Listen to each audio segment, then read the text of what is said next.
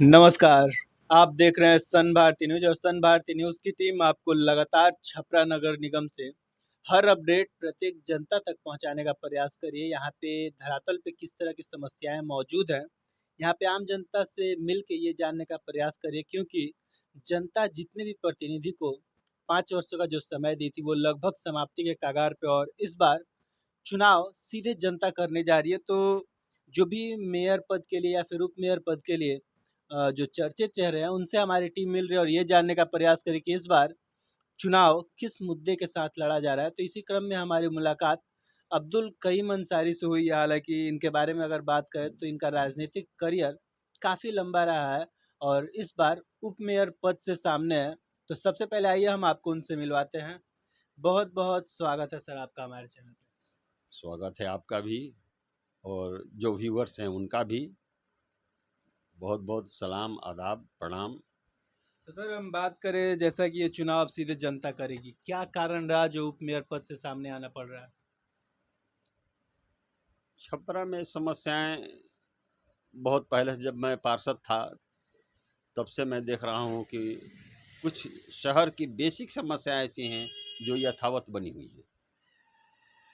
मिसाल के तौर पर मैंने बहुत पहले से संघर्ष भी किया। सरकारी बाज़ार आज बहुत ही शहर का एक नामी फल सब्जी का मंडी रहा है और इतना बड़ा क्षेत्रफल है, और उसमें जो निगम द्वारा बनाया गया, दुकानें बनाई गईं, उनकी हालत आज जाकर देखने पर पता चलता है कि यहाँ पर जानवरों का बसेरा हो गया है। जितना कचरा है, सारे कचरे को उसी में फेंके जा रहे हैं। यानी वहाँ से गुजरना मुश्किल हो रहा है बदबू की वजह से। जबकि एक दौर था कि सरकारी बाज़ार में जो वीआईपी लोग यहाँ के शहर के होते थे, ऑफिसर से लेकर और क्लर्क्स तक, आम नागरिक और जनता तक, उसमें जाके फल सब्जी खरीदा करते थे। लेकिन आज कोई जा नहीं रहा है। परिणाम ये हुआ कि जो वहाँ के दुकानदार थे, गरीब गुरबा जो फल सब्जी बेचने वाले थे, वो सारे के सारे सड़क पर चले आए। नतीजा ये हुआ कि शहर का नक्शा बदल गया और चौड़ी-चौड़ी सड़कें आज संकीर्ण हो चुकी हैं, गलियारा बन चुकी हैं। दोनों तरफ फुटपाथ पर मजबूरी में हमारे गरीब जितने फल सब्जी वाले हैं, वो सब ठेला या तो लगा चुके हैं या नीचे ज़मीन पर रख कर बेच रहे हैं। नतीजा हुआ कि इंक्रोचमेंट हो गया सड़कों का और सड़कें पतली हो गई। आवागमन दुर्लभ हो गया है। शाम को आप जा नहीं, क्रॉस नहीं कर सकते हैं मौना चौक से साहिबगंज रोड को।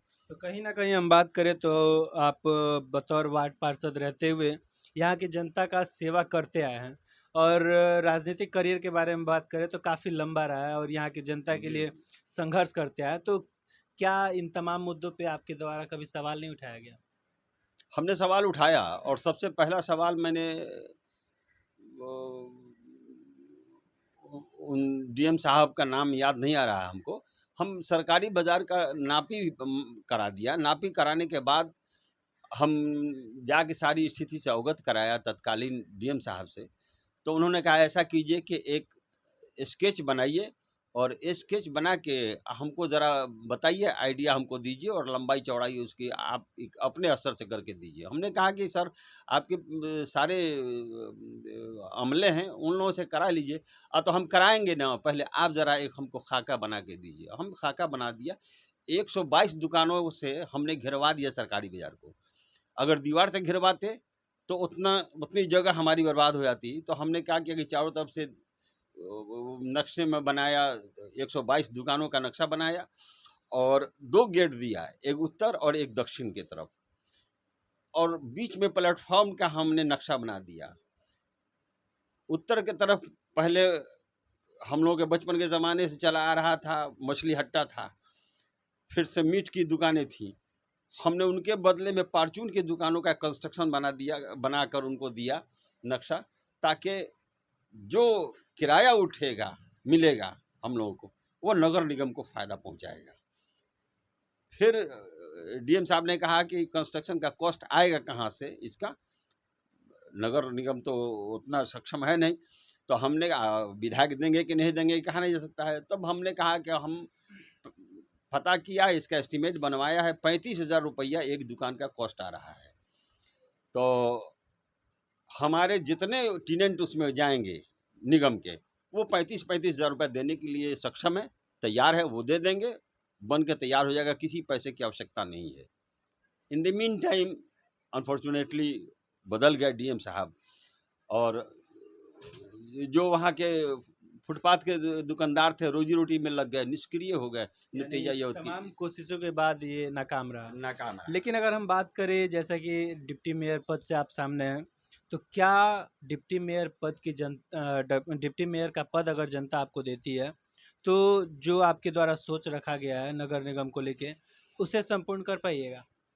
जी हाँ, हम लोग अब बोर्ड जनता के हाथ में है, किसको चुनकर लाती है। प्रजातंत्र है, प्रजातंत्र में सर्वे सर्वा जनता है, और जनता यदि इच्छुक व्यक्तियों को, जो समझ रहा है कि हाँ वास्तव में शहर का डेवलपमेंट और सौंदर्यीकरण होनी चाहिए, सफाई का व्यवस्था बढ़िया होना चाहिए, अगर दिल में इस तरह के जज्बात वाले को छपरा की जनता चुन के लाएगी, तो निस्संदेह ये कार्य पूरा होगा। आगामी चुनाव में अगर जनता आपको मौका देती है, तो निगम के लिए प्राथमिकता क्या होगा? हमारी प्राथमिकता होगी कि जो रोड पर आवागमन बाधित हो रहा है, जिन हमारे गरीब गुरबा वेंडर्स से, उनको हम सरकारी बाजार बनवा कर हम लोग देना चाहेंगे कि वो उसमें चले आवें, और पहले वाली स्थिति बनी रही, सड़कें चौड़ी हो जाएं, फ्लैंक्स को कटवा दिया जाए, दोनों तरफ जो हर दुकानों के सामने आप जाइएगा तो ऊंचा कर दिया गया है, ताकि पानी का हमारे दुकान के सामने ना लगे, घर के सामने ना लगे।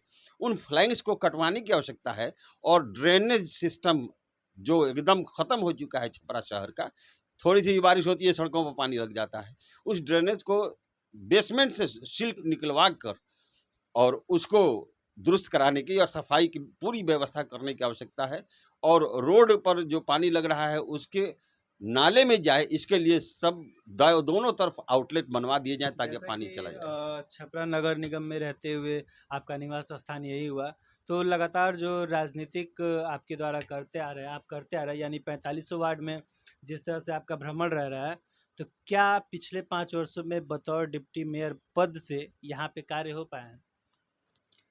देखिए, एकमात्र डिप्टी मेयर का ही ये जिम्मेदारी नहीं बनती है, ये एक बहुत से मामले में बोर्ड निर्णय लिया करता है, और उस निर्णय के अनुरूप ही कार्य हुआ करते हैं, लेकिन उसमें जो ज़्यादा सक्रिय होते हैं, चाहे मेयर हो, डिप्टी मेयर हो, तो ये लोग अपने स्तर से उसको देखते हैं कि हाँ, अत्यावश्यक कौन-सा कार्य है, उसमें बोर्ड की बैठक में उसको स्ट्रॉन्गली रखा जाता है, और नहीं तो अपने पद का भी वो प्रयोग करते हैं कि नहीं साहब ऐसा ही होना चाहिए। तो उनके समर्थन में आ जाते हैं लोग, चूँकि ये मैसेज चला जाता है पब्लिक के बीच में। तो अगर पब्लिक के बढ़िया के लिए अगर कोई निर्णय ले रहा है, मेयर हो या डिप्टी मेयर, तो उसको मानने के लिए बाध्य हो जाते हैं काउंसलर्स भी, पार्षद भी। इसलिए उसको हम कराने के हम जैसे लोग प्रयास करेंगे उसको। जैसा कि हम सभी जानते हैं कि विकास के बीच में जो एक सबसे बड़ा बाधा बन के आता है, वो भ्रष्टाचार, जो लगातार आए दिन बढ़ते जा रहा है। क्या आने वाले समय पे इस पे अंकुश लगेगा अगर जनता आपको मौका देती है तो? हाँ, देखिए, हम लोग तो बोर्ड में अभी नहीं हैं, और हम किसी पर टीका-टिप्पणी भी नहीं करना चाहते हैं। लेकिन बहुत सारे कार्य आज निगम के एनजीओ द्वारा किए जा रहे हैं।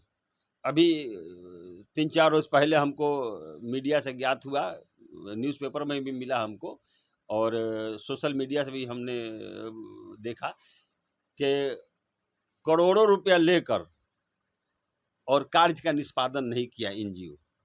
ये ऐसा एलिगेशन हमने मीडिया के द्वारा हमको प्राप्त हुआ।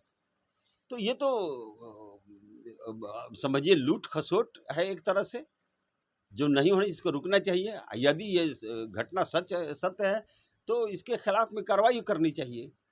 निगम के प्रशासक हैं, उनको कार्रवाई करनी चाहिए। जिला प्रशासन है, उसको देखना चाहिए।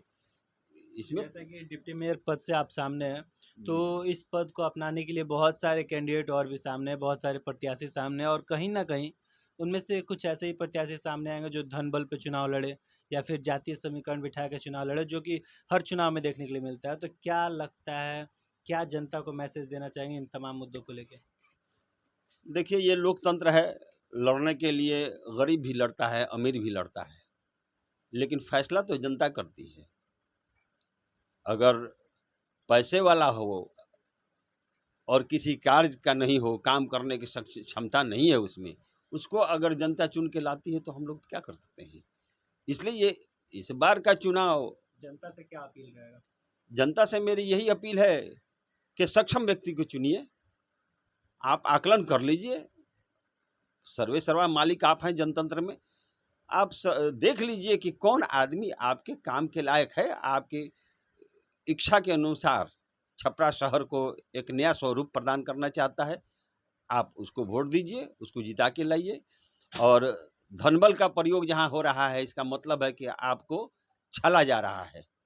आप छलाव में न पड़िए। ये आपके शहर के सौंदर्यीकरण की बात है।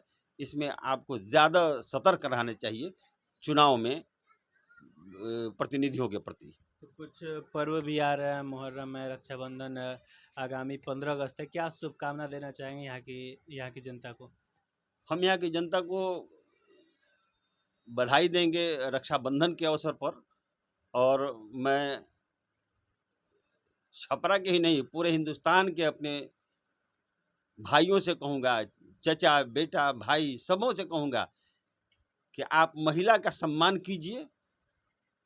बहनों का सुरक्षा और रक्षा अपने आप हो जाया करेगी। तो जैसा कि हमारी बात अभी अब्दुल कयूम अंसारी से हो रही थी, जो इस बार डिप्टी मेयर पद से सामने, हालांकि राजनीतिक करियर और राजनीतिक अनुभव इनके बारे में यहाँ की जनता उससे परिचित है।